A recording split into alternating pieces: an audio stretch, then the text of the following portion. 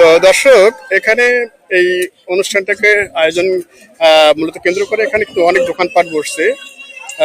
এই সময়টা কিন্তু চলছে রমজান মাস। রমজান মাস আমাদের মুসলিম ভাইদের রমজান, পাশাপাশি সনাতনীরা এখানে যে অনুষ্ঠানটা আয়োজন করেছে, এখানে বেশ কিছু দোকান বসেছে। তো সেই দোকানগুলোতে আসলে কেমন কেনা বেচা হচ্ছে সেটাও আমরা দেখাবো আপনাদের। এই যাচ্ছে চায়ের দোকান, তাদের বেচা কিনা কেমন হচ্ছে? ভালো হচ্ছে। আচ্ছা, রমজান মাসে তাদের আমাদের এই সনাতনীদের একটু এই আয়োজনের মধ্যে এখানে কিন্তু হোটেলে খাওয়া দাওয়া হচ্ছে উন্মুক্তভাবে। তো এখানে যে খাওয়া দাওয়া চলছে, আমাদের মুসলিম ভাইদের কোনো ক্লেম আছে কিনা? কোনো ক্লেম নেই, তার মানে সুন্দরভাবে চলছে। আচ্ছা, তো বেচা কিনা কি মোটামুটি চলছে তো নাকি? আচ্ছা, ঠিক আছে। তো দর্শক, আমরা দেখছিলাম এখানে দাদাদের এই যে আয়োজন, তো এখানে অনেক ধরনের কিন্তু খাওয়ার আয়োজন আছে, দেখছেন আপনারা।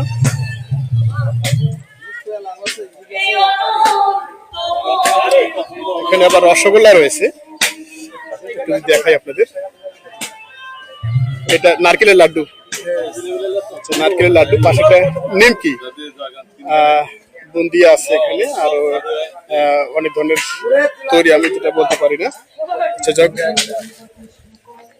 আর একটু এইদিকে আবার তৈরি কিন্তু হতেই আছে গুড়ের জিলাপি। দাদা, গুড়ের জিলাপি, চিনির জিলাপি হয়?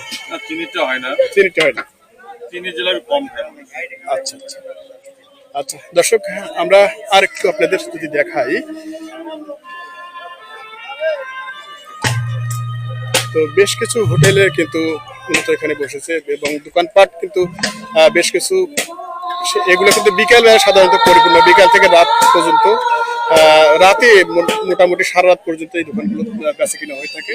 আর জমজমাটা সাধারণত রাতের বেলায় হয়, বিকাল থেকে। তো আমরা একটু যদি চিত্রটা আপনাদের দেখাই,